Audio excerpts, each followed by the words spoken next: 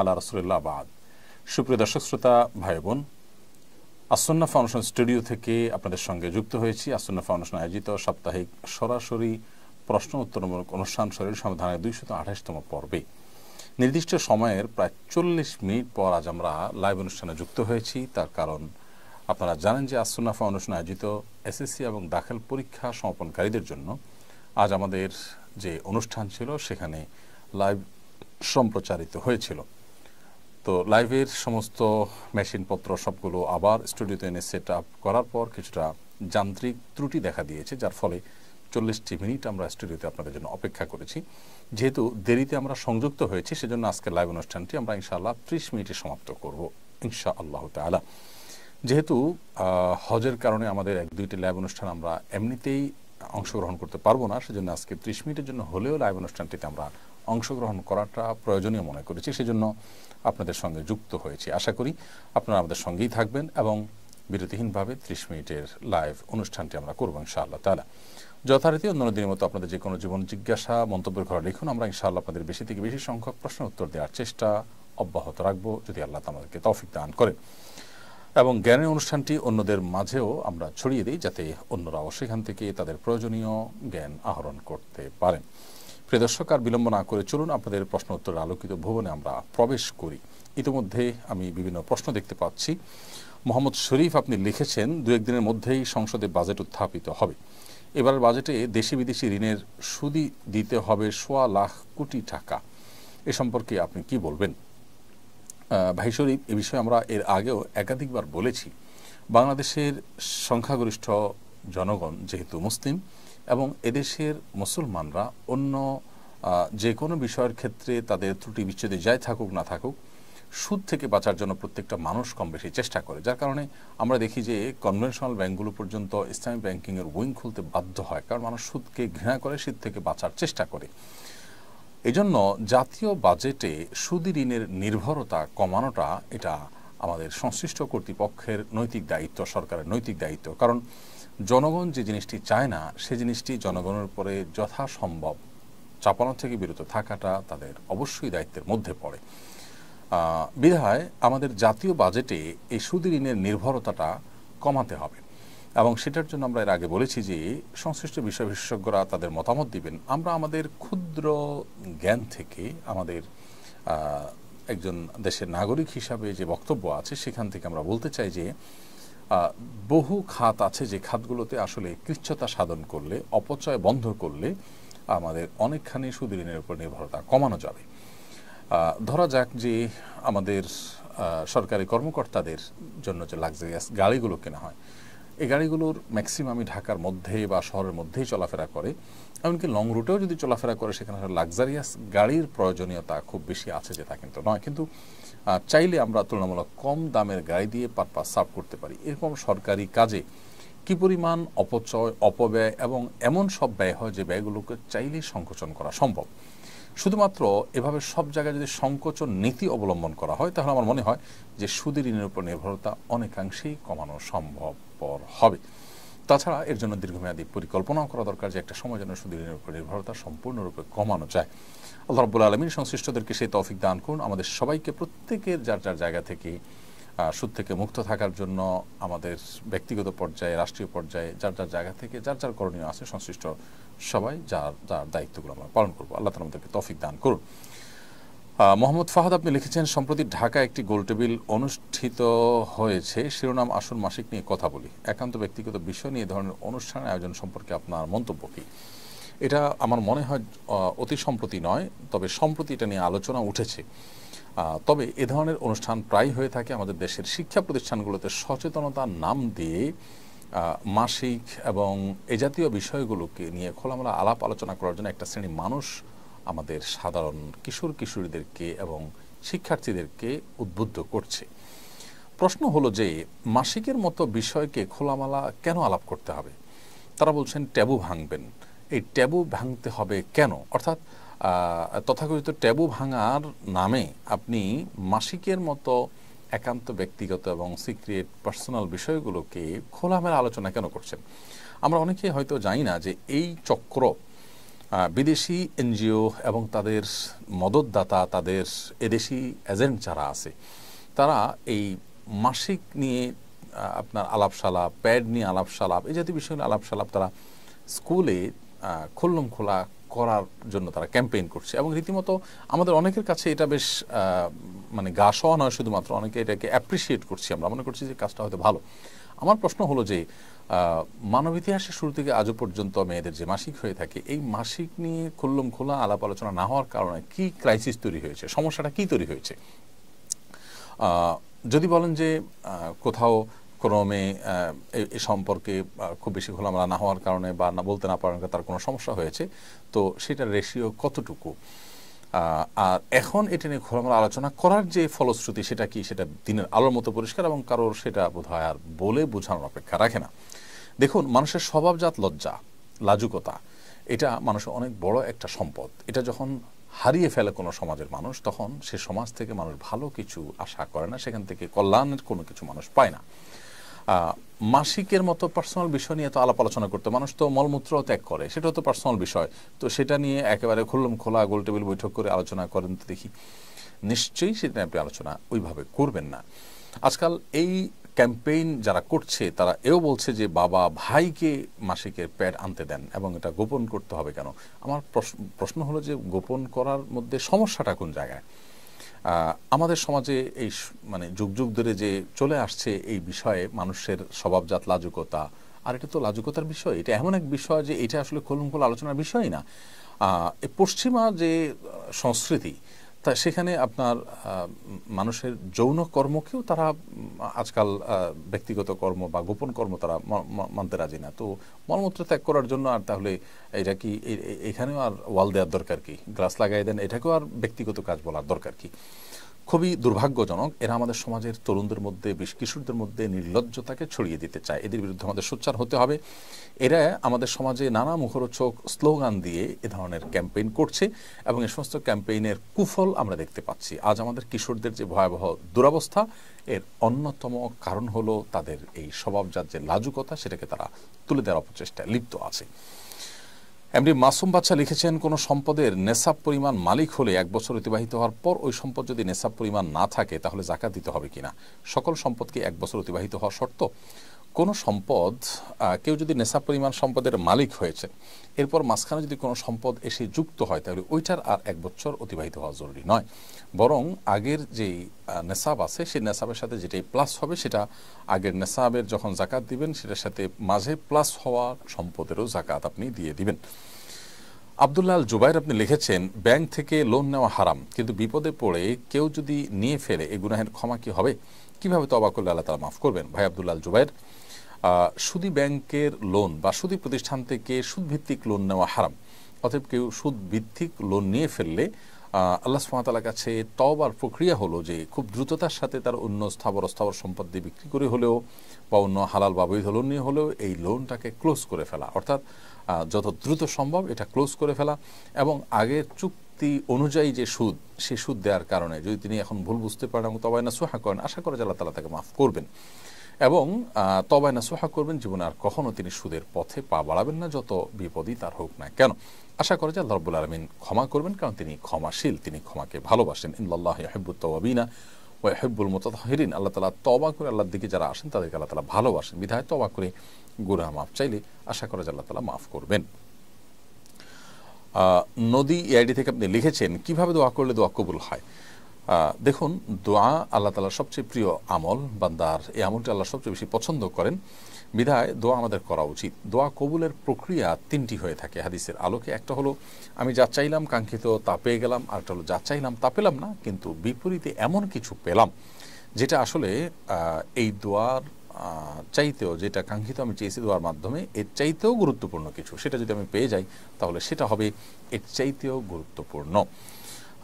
হতে পারে আমি আমার জন্য একটা জিনিসকে ভালো মনে করে আল্লাহর কাছে চাইছি, আল্লাহ তাআলা সেটা না দিয়ে অন্য একটা জিনিস দিলেন যা আমি আসলে চাইনি, অথচ সেটা আমার জন্য আরও বেশি ইম্পর্টেন্ট। এরকম অনেক সময় আমাদের দোয়া কবুল হয়।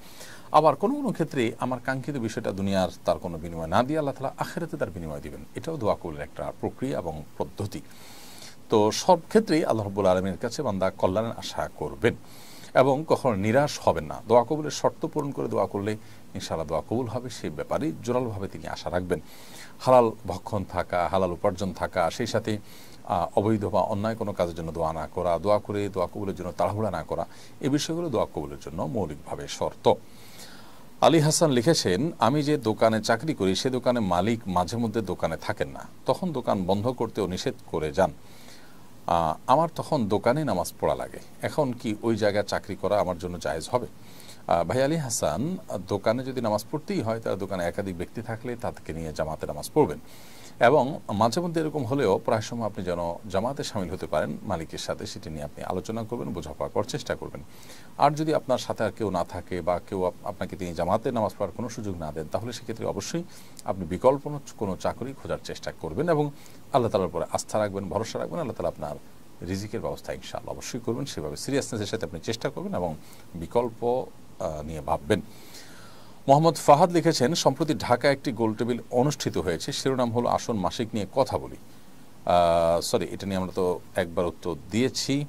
শামসুল ইসলাম আপনি লিখেছেন, আমার বয়স 35, আমি কোরআন হিফজ করতে চাই, আমি কিভাবে তা করতে উদ্যোগ নিতে পারি, পরামর্শ দিতে অনুরোধ করছি। ভাই শামসুল ইসলাম, 35 বছর বয়সে কেউ চাইলে কোরআন কারীমে হিফজ করতে পারে। আপনার তেলাওয়াত যদি বিশুদ্ধ না থাকে তাহলে আপনার প্রথম কাজ হবে তেলাওয়াত বিশুদ্ধ করা। আপনার আশেপাশে কোনো মসজিদের ইমাম, খতিব, কোনো হাফেজ, এরকম কোনো ব্যক্তির শরণাপন্ন হয়ে তাদের মাধ্যমে কোরআন কারীমের বিশুদ্ধ করার কাজটি আপনি সব কিছুর আগে করবেন।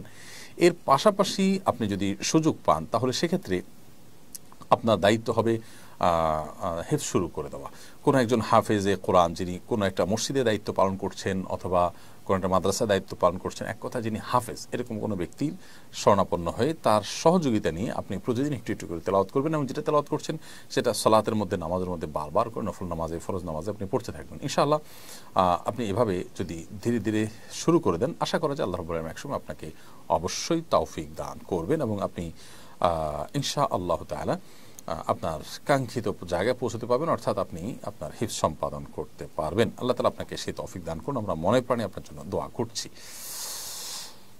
মুবাশশির আলী আপনি লিখেছেন, বর্তমানে অনেক আলেম বিয়ের সময় মেয়ের সামনে বসে কবুল পড়ায়, এটা কতটুকু ইসলাম সম্মত? দেখুন, বিয়ের সময় মেয়ের সামনে বিয়ের আগদ হতে পারে যদি মেয়ে পর্দা পুশিদার মধ্যে থাকে, কোনো অসুবিধা নেই। পর্দা পুশিদার মধ্যে থেকে যদি আগদ হয় তাহলে সে আগদ অনুষ্ঠান জায়েজ আছে।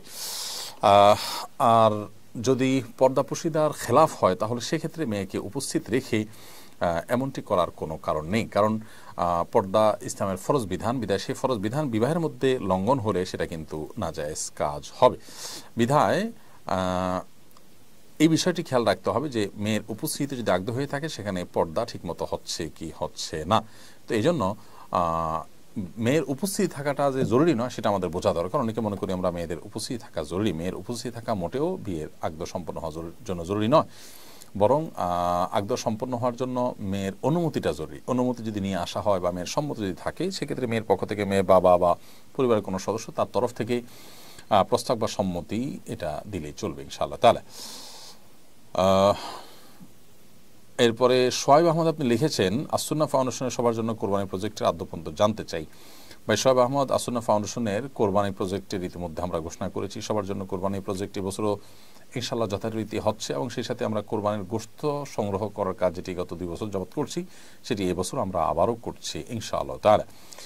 এই বছর কোরবানির একটা গরুর দাম 91,000 টাকা ধার্য হয়েছে, 7 ভাগের 1 ভাগ 13,000 টাকায় দেওয়া যাবে, আর ছাগলের দাম ধরা হয়েছে 15,000 টাকা।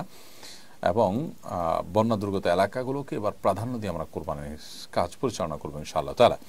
এবং কোরবানির জন্য আপনারা যারা আমাদের মাধ্যমে কোরবানি সম্পাদনা করবেন, অনেক প্রবাসী লোক আছেন বা দেশে থাকা অনেকে আছেন যারা আমাদের মাধ্যমে কোরবানি করতে চান, আপনাদের কোরবানিটা আমরা করে গরিব দুঃখীদের মধ্যে যে গোশত বিতরণ করে দিব ইনশাআল্লাহ। প্রত্যেকের কোরবানির কার্ডটা কোথায় হচ্ছে আমরা আপনাদেরকে SMS এর মাধ্যমে ইনশাআল্লাহ তাআলা জানিয়ে দেওয়ার চেষ্টা করব। লুবনা ইসলাম লিখেছেন, আমি কাউকে অভিশাপ দিয়েছি, এখন করণীয় কি? আপনি কাউকে অভিশাপ দিয়ে থাকলে আল্লাহর কাছে তওবা করবেন, মাফ চাইবেন এবং তার জন্য বরং নেক দোয়া করবেন যাকে অভিশাপ দিয়েছেন, ইনশাআল্লাহ বিদিন আল্লাহ তাআলা ক্ষমা করবেন। আল্লাহ রাব্বুল আলামিন কোরআন কারীমে বলেছেন যে মানুষ যে বদদোয়া দিয়ে থাকে আমরা, এই জাতীয় বিষয়গুলো যদি আল্লাহর সাথে সাথে কবুল করতেন তাহলে মানুষ শেষ হয়ে যেত। ওয়ালাউ ইয়াজ্জালুল্লাহু শাররা ইসতাআজালাহুম বিল খাইর লাকুদিয়া ইলাইহিম আজালুহুম। মানুষের ভালো দোয়াগুলো আল্লাহ তাআলা যেরকম দ্রুততার সাথে কবুল করেন, মন্দ দোয়াগুলো যদি এরকম দ্রুততার সাথে কবুল হয়ে যেত তাহলে তাহলে মানুষ অনেক আগেই ধ্বংসপ্রাপ্ত হয়ে যেত। অতএব বোঝা গেল যে মানুষের ভালো দোয়াগুলোর মতো করে বদদোয়াগুলো আল্লাহ তার সাথে সাথে কবুল করেন না। বিশেষ করে বান্দা যখন তওবা করে ফিরে আসে তখন সেটির ক্ষতি থেকে আল্লাহ তাআলা বাঁচিয়ে দেন। সিজানুর রহমান আপনি লিখেছেন, আমি একজন স্টুডেন্ট, আমি পড়াশোনার চাপে মসজিদে গিয়ে নামাজ পড়তে পারি না। আলহামদুলিল্লাহ আমার তেলাওয়াত শুদ্ধ আছে, এমত অবস্থায় রুমে নামাজ হবে কিনা দয়া করে জানাবেন।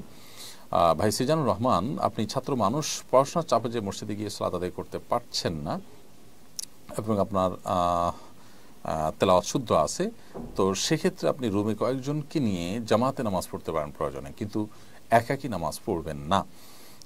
পড়াশোনার চাপ এটা যেরকম আপনি নিচ্ছেন ঠিক একইভাবে সালাতে জামাতের সাথে সালাত আদায়ের চাপও আপনার নেওয়ার মানসিকতা থাকতে হবে। যদি সেটা না হয় তাহলে সেক্ষেত্রে বুঝতে হবে যে আপনার দিনদারিতার মধ্যে ঘাটতি আছে, দিনদারিতার মধ্যে কমতি আছে, বিধায় আপনাকে যে কোনো মূল্যে জামাতের সালাত আদায়ের পরে গুরুত্ব আরোপ করতে হবে।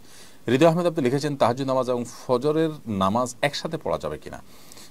তাহাজ্জুদের ওয়াক্ত এবং ফজর ওয়াক্ত তো ভিন্ন ভিন্ন, অতএব একসাথে কীভাবে পড়বেন? তবে এভাবে হতে পারে যে ফজর ওয়াক্ত শুরু হয়েছে, তার 5 মিনিট আগে আপনি তাহাজ্জুদ পড়ে শেষ করলেন, 5 মিনিট বিরতি দিয়ে আজান হয়ে গেল, তারপরে আপনি ফজরের নামাজ পড়ে ফেললেন।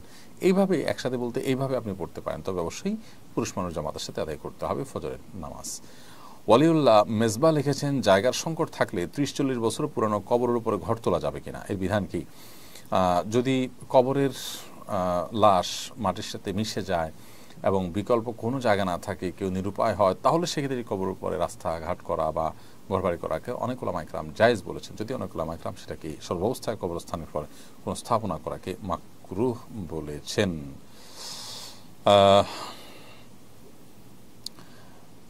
তাসনিম জাহান ফাহিমা আপনি লিখেছেন, আমার মায়ের কোনো সঞ্চয় নেই, কিন্তু ওনার বাবার বাড়ি থেকে কিছু জমি পেয়েছেন, এই অবস্থায় কি আমার মায়ের হজ ফরজ?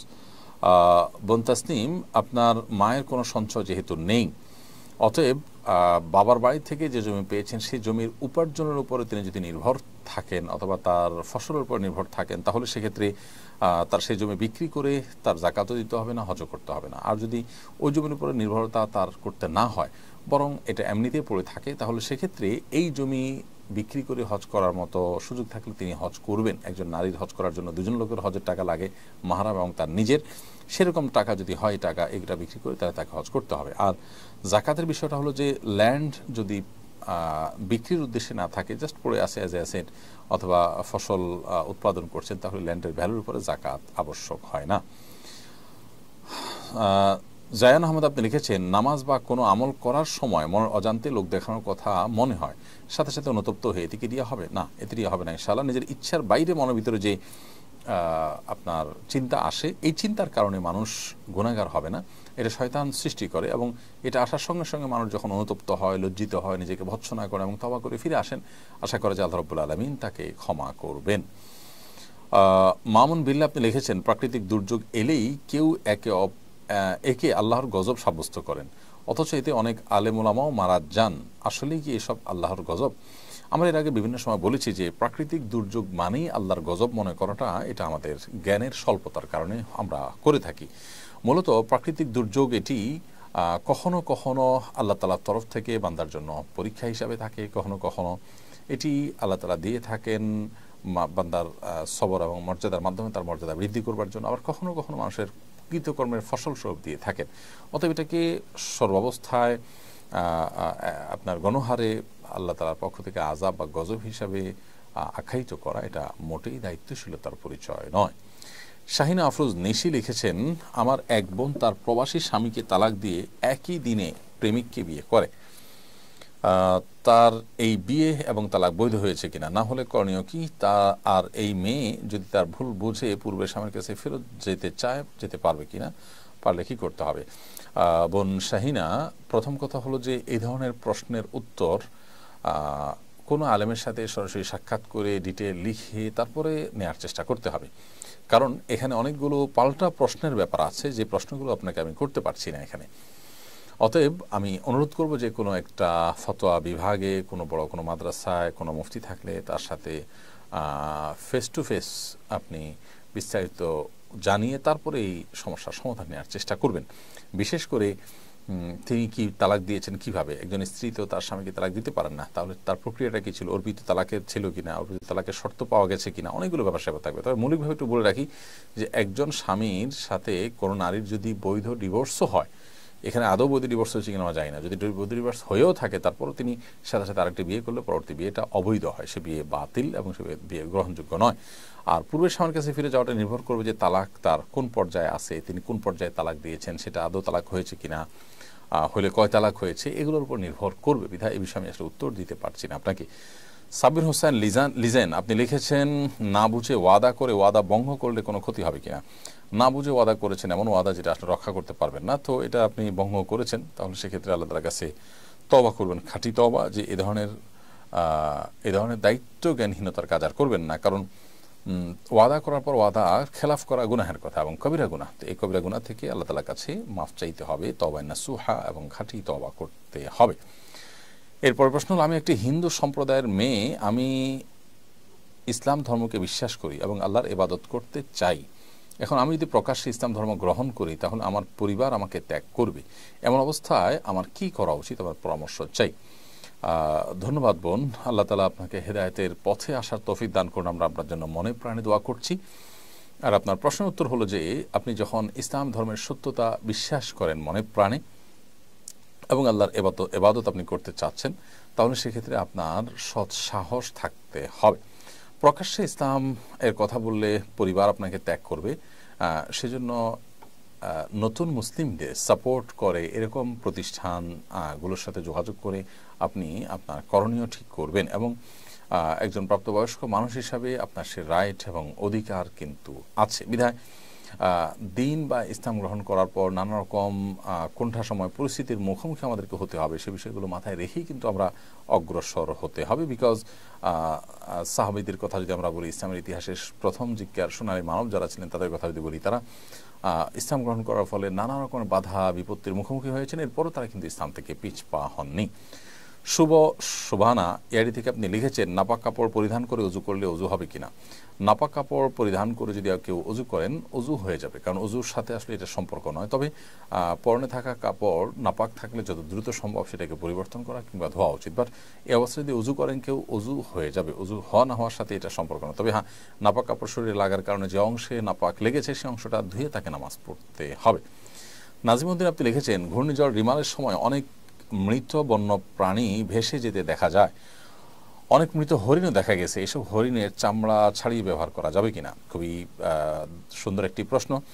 আপনার প্রশ্ন উত্তর হলো যে অবশ্যই এই হরিণের চামড়া ছাড়িয়ে আমরা ব্যবহার করতে পারবো। কোনো প্রাণী যদি মারাও যায়, জবে করা না হয়, তারপরও সেই প্রাণীর চামড়া ছিলে এরপরে সেই চামড়া যথারীতি আপনার প্রসেস করে এটাকে ব্যবহার করতে চাই, সেটা করা যাবে। মৃত প্রাণীর গোশত খাওয়া যাবে না, কিন্তু চামড়া ছাড়িয়ে সেটির ব্যবহার করা ঠিকই জায়েজ আছে। বিপি রুবায়েদ আহমদ আপনি লিখেছেন, আমরা জানি সন্তানের বেহেশত মায়ের পায়ের নিচে, আবার এটাও শুনি স্ত্রীর বেহেশত স্বামীর পায়ের নিচে, এটা তো পরস্পর বিরোধী। মহিলাদের বেহেশত একই সঙ্গে স্বামী এবং মায়ের পায়ের নিচে কিভাবে হতে পারে? দেখুন, জান্নাতের ব্যাপারে মায়ের আনুগত্য বাবার আনুগত্যের মধ্যে জান্নাত নিহিত রয়েছে, এই মর্মে বর্ণনা রয়েছে। এবং স্বামীর পায়ের নিচে স্ত্রীর বেহেশত এরকম কোনো বর্ণনা আছে বলে আমার জানা নেই যে স্বামীর পায়ের নিচে স্ত্রীর বেহেশত। বরং সর্বাবস্থায় মা বাবা তাদের আনুগত্যের মধ্যে জান্নাত নিহিত রয়েছে। তবে হ্যাঁ, একজন নারী তিনি বিবাহের পর অবশ্যই তার স্বামীর আনুগত্য করবেন, বৈধ নির্দেশগুলো তিনি মেনে চলবেন, সেটি ভিন্নতর বিষয়। বদরুদ্দিন আপনি লিখেছেন, একজন গায়ক সম্প্রতি বলেছেন গানের মাধ্যমে উপার্জিত অর্থ হারাম খাওয়া উচিত নয় বলে তিনি সেসব দিয়ে খাবার কেনেন না, এগুলো দিয়ে বাড়ি বানিয়েছেন। খাবার কেনেন ব্যবসার টাকা দিয়ে, হারাম টাকা দিয়ে বাড়ি বানানোর বিষয়টা সম্পর্কে ইসলাম কি বলে? ভাই বদরুদ্দিন, যে গায়ক এটি বলেছেন তিনি সম্ভবত ইসলামের এই নির্দেশনাটা বুঝতে ভুল করেছেন। মূলত হারাম খাওয়া নিষেধ, এর মানে এই নয় যে আক্ষরিক অর্থে শুধু খাওয়া, তার মানে হারাম উপার্জন করাটাই নিষেধ। উপার্জন করে আপনি সেটা দিয়ে বাড়ি কিনলেন নাকি পোশাক কিনলেন না খাবার খেলেন না কি করলেন সেটা ইস্যু নয়। হারাম উপার্জন করতে আল্লাহ তাআলা আমাদেরকে নিষেধ করেছেন। আর খাওয়া কথাটি মোটা দাগে বোঝানো হয়েছে, এর উদ্দেশ্য শুধুমাত্র আক্ষরিক অর্থে খাওয়াটাই নিষেধ আর বাকি কাজ অনুমোদিত, ব্যাপারটা কিন্তু সেরকম নয়। মাহমুদুল হাসান আপনি লিখেছেন, দেশের একটি পাবলিক বিশ্ববিদ্যালয়ের নারী ভিসি নারী পুরুষকে একত্র করে বিশ্ববিদ্যালয়ের মসজিদের মূল অংশে অনুষ্ঠান করতে চাইলে মসজিদের ইমাম সাহেব এটা উচিত নয় বলে জানান। এর পরিপ্রেক্ষিতে পরবর্তীতে অন্য একটি মিথ্যা অজুহাতে ইমামকে অব্যাহতি দেওয়া হয়। বিষয়টা নিয়ে সমালোচনা হচ্ছে, নিয়ে আপনার মন্তব্য জানতে চাই। বিষয়টি আমাদের নজরে এসেছে, খুবই গর্হিত কাজ। এ ধরনের কিছু মানুষ, এ ধরনের কিছু নীতিহীন এবং ভ্রষ্ট মানুষ, তাদের কারণে বিশ্ববিদ্যালয়গুলোর প্রতি মানুষের দিন দিন বীতশ্রদ্ধ ভাব এটা বাড়ছে এবং মানুষ দিন দিন আস্থা হারিয়ে ফেলছে দেশের এই শিক্ষা প্রতিষ্ঠান বা বিদ্যাপীঠ, সর্বোচ্চ বিদ্যাপীঠগুলোর উপর। মসজিদে নারী পুরুষ মিলে যে কোনো প্রোগ্রাম করবে, মসজিদটি কাজের জন্য নয়।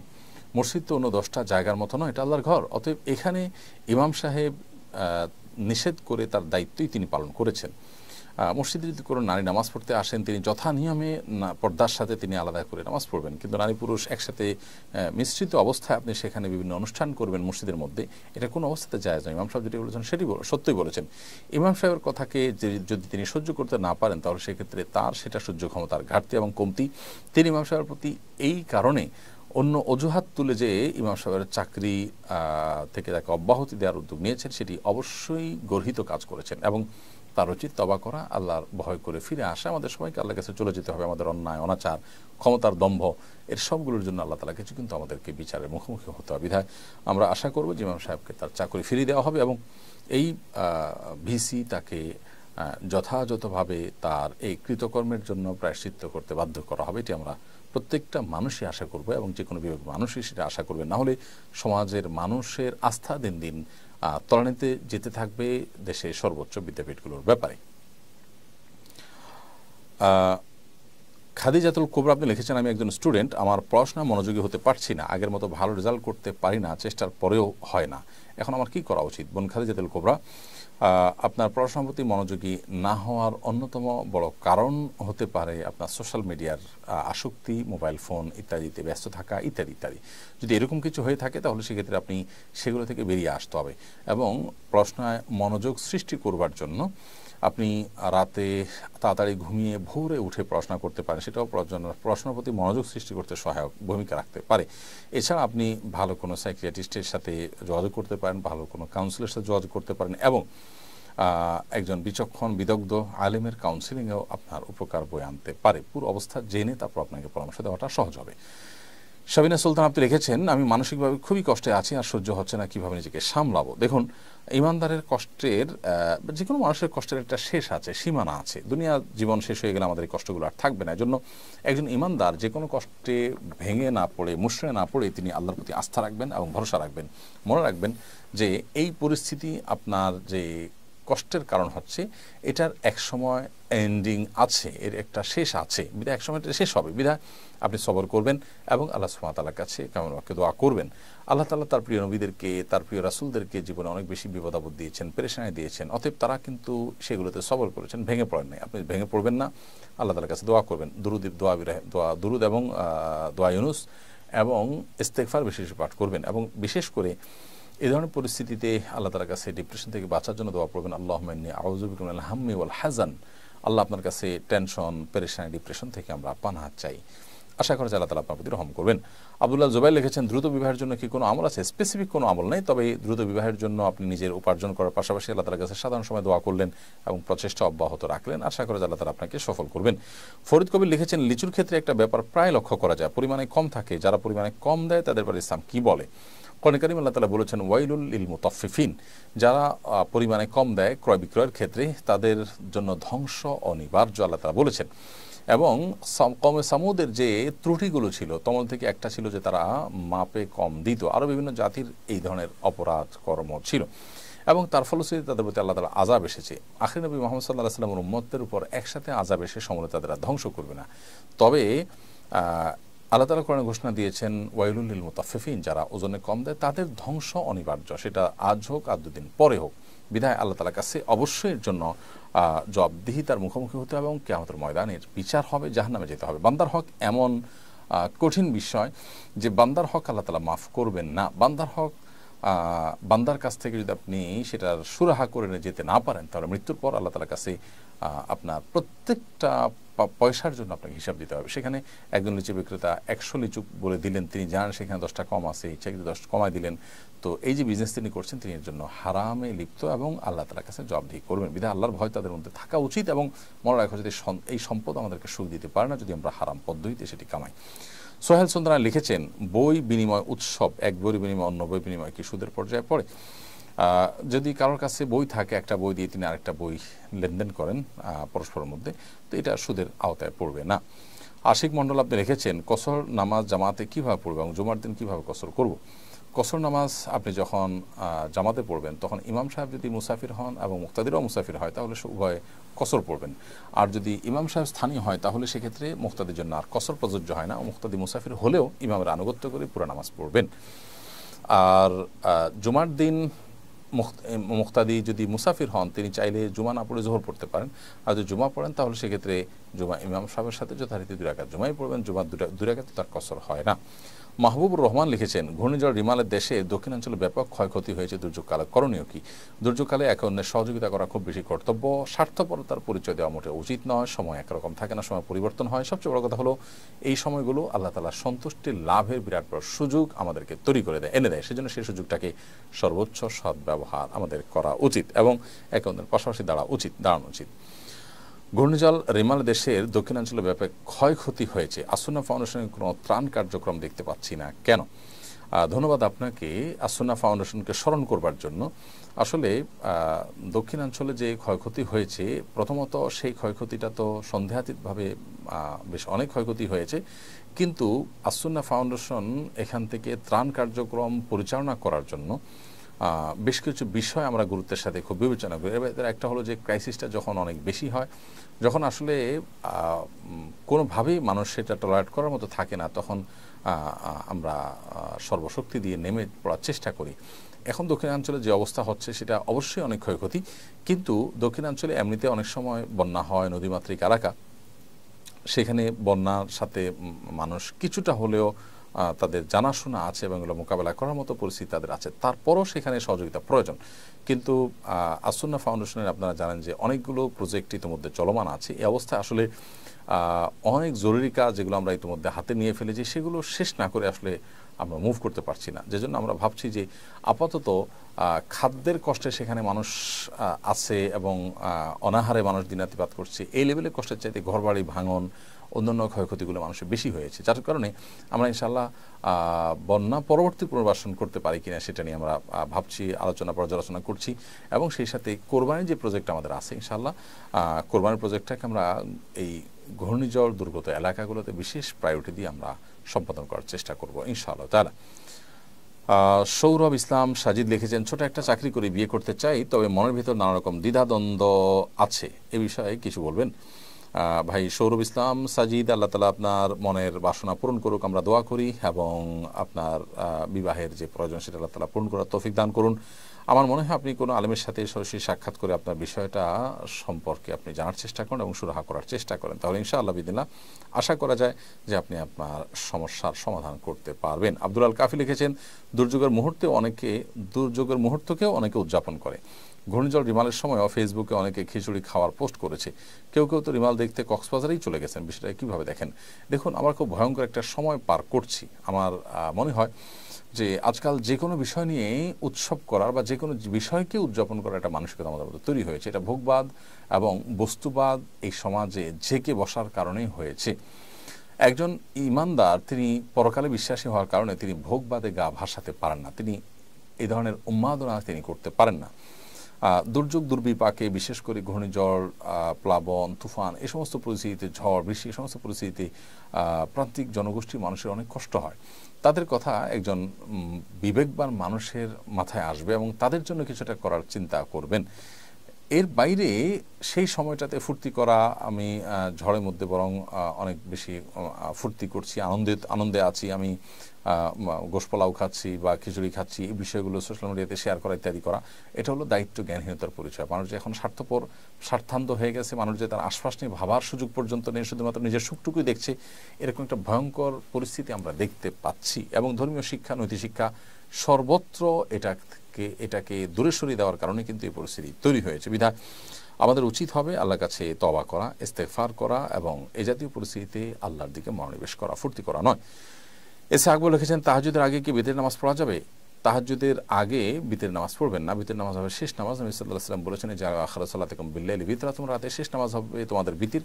তবে কোনো কারণে যদি বিতরের নামাজকে আপনি রাতের শেষ নামাজ না করে আগে বিতির পড়ে ফেলেছেন, পরে সুযোগ পেয়েছেন বিতির পড়া, সেটা জায়েজ আছে। মনি বিনতে হোসেন লিখেছেন, বদনজর লেগেছে কিনা কিভাবে বুঝবো? এটা রাখিরা ভালো বলতে পারবে, বিশেষ করে সোশ্যাল মিডিয়াতে রুকিয়ার অ্যাপগুলো থেকে আপনারা সহযোগিতা নিতে পারেন। রোমানা কবির লিখেছেন, আমার ভাগ্নি 10 বছর 1 মাস 13 দিন বয়সে ইন্তেকাল করেছে। সে হিজাব করতো, কোরআন পড়তে পারতো এবং নামাজ শেখানো হচ্ছিল। ওর জন্য দোয়া কামনা করছি। অবশ্যই আপনার ভাগ্নির জন্য দোয়া করছি, আল্লাহ তাআলা তাকে জান্নাতুল ফেরদাউসের মেহমান হিসেবে কবুল করুন। মমিন খান লিখেছেন, সন্তান জন্ম হওয়ার পর যদি আজান দেওয়া না হয় পরবর্তী করণীয় কি? আর পরবর্তীতে বিশেষ কোনো করণীয় যদি আজান দেওয়া মিস হয়ে থাকে তবে আজান দেওয়াটা মুস্তাহাব, না দিলে যে গুনাহ হবে এটা সেরকম না। নীলুফা জামি আপনি লিখেছেন, রিজিক নিয়ে খুব পেরেশানিতে আছি, পরামর্শ কামনা করছি। রিজিক নিয়ে পেরেশানি এই জন্য হয় যে রিজিক সম্পর্কে আমাদের ধারণা নাই, যে এটি আল্লাহ তাআলার জিম্মায়। আমরা চেষ্টা করব আমাদের দায়িত্ব এবং কর্তব্যের অংশ হিসেবে, বাকি রিজিক দেওয়ার মালিক আল্লাহ তাআলা। আল্লাহ তাআলা কখনো পরীক্ষা করেন, কখনো কষ্ট দেন, কখনো মানুষকে সুসময় দেন। সেই পরিস্থিতিগুলোতে আল্লাহ তাআলার উপরে পরিপূর্ণ আস্থা আমাদের থাকতে হবে। তাবাসসুম কিয়া লিখেছেন, আমার শ্বাসের সমস্যা, আমি সব সময় উজু করতে পারি না, এক্ষেত্রে আমি কি তায়াম্মুম করতে পারবো? শ্বাসের সমস্যা হলে পানি দ্বারা যদি উজু করতে আপনি না পারেন তাহলে সেক্ষেত্রে তায়াম্মুম করতে পারবেন। যদি গরম পানি দিয়ে ব্যবহার করতে পারেন তাহলে গরম পানি দিয়ে করবেন, যদি গরম পানিও করা না যায় তাহলে সেক্ষেত্রে নিরুপায় হলে আপনি তায়াম্মুম করতে পারবেন। এমডি 9 খান লিখেছেন, সুদখোরের বাগানের ফল খাওয়া যাবে কিনা? যে ব্যক্তি সুদখোর, তার বাগানের ফল এটা যদি তার সুদের উপার্জন থেকে না আসে, সুদি ইনভেস্টমেন্ট থেকে না আসে, তাহলে সেটা খাওয়া যেতে পারে। ফারজানা রোমা লিখেছেন, নামাজ পড়ার অবস্থা যদি মাসিক হয় তাহলে করণীয় কি? নামাজ পড়ার অবস্থা মাসিক হলে নামাজ ছেড়ে দিবেন এবং মাসিকের যে বিধিবিধান আছে সেটা প্রযোজ্য হবে। আশফিক আহমদ লিখেছেন, ঘরের দরজার সামনে একটি গাছ ছিল, গাছটি মারা গেছে কিন্তু কাটা হয়নি। অনেকে বলে এই গাছের ছত্রছায়া অমঙ্গল এবং কুলক্ষণ, আসলে কি সত্য? এটা একেবারেই কুসংস্কার, এটাকে অমঙ্গল বা অলক্ষণ কুলক্ষণ মনে করাটা বরং গুনাহের কথা। কামরুল হাসান লিখেছেন, যদি রাতে স্বপ্নদোষ হয় আর আমি না বুঝতে পেরে গোসল ছাড়াই ফজর নামাজ পড়ি তাহলে কি আমার নামাজ হবে কিনা? আপনি না জেনে না বুঝে যেটা করে থাকেন পরবর্তীতে সে নামাজ কাজা করবেন, কারণ তার এই নামাজ হয়নি। মুবাশশারা বিনতে আবুল কাসেম লিখেছেন, বাবা মাকে কীভাবে দিনের পথে আনার জন্য নসিহা করব? নিজে নরমে বোঝাবেন এবং তাদের উপযোগী বই পুস্তক বা ওয়াজ নসিহত তাদেরকে শোনাবেন, পড়াবেন, অথবা অন্য কাউকে দিয়ে বোঝাবেন এবং শেষে আল্লাহর কাছে দোয়া অব্যাহত রাখবেন। ইনশাআল্লাহ বিদিনিল্লাহ আপনার এই বহুমুখী প্রচেষ্টা দ্বারা আশা করে যে আল্লাহ রাব্বুল আলামিন আপনার মা বাবাকে, আপনার প্যারেন্টসকে হেদায়েত দান করবেন।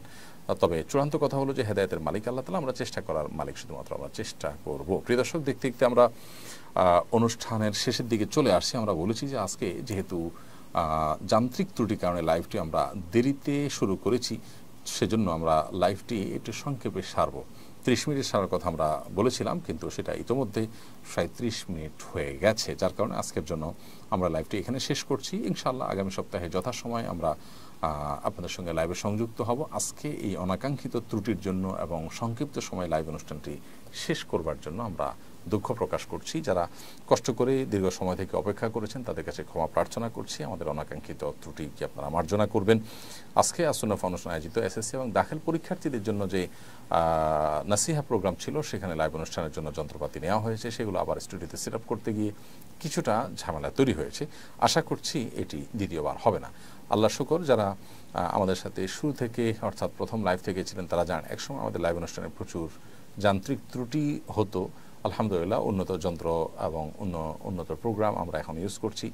আল্লাহ তাআলা মেহেরবানি করেছেন, আমাদেরকে তৌফিক দিয়েছেন, এখন আর আগের মতো ডিস্টার্ব সেভাবে হয় না। আজকে অনেকদিন পরেই আমরা একটা ডিস্টার্বের মুখোমুখি হয়েছি। আল্লাহ তাআলা আমাদেরকে কল্যাণের পথে আরও ভালোভাবে এগিয়ে যাওয়ার তৌফিক দান করুন। যে কথাগুলো আমরা শুনলাম জানলাম সেগুলো যে আমল করার তৌফিক দান করুন এবং আমাদের কোরআন হাদিসের জ্ঞানকে আমরা আরও শানিত করার তৌফিক আল্লাহ তাআলা আমাদেরকে দান করুন। সেই দোয়া রব্বে কারীমের কাছে ব্যক্ত করে আজকের মতো এখানে শেষ করছি। হাদা মা ইনদি ওয়া আলমু ইনদাল্লাহ ওয়া জাযাকুমুল্লাহু খায়রা। ওয়াসসালামু আলাইকুম।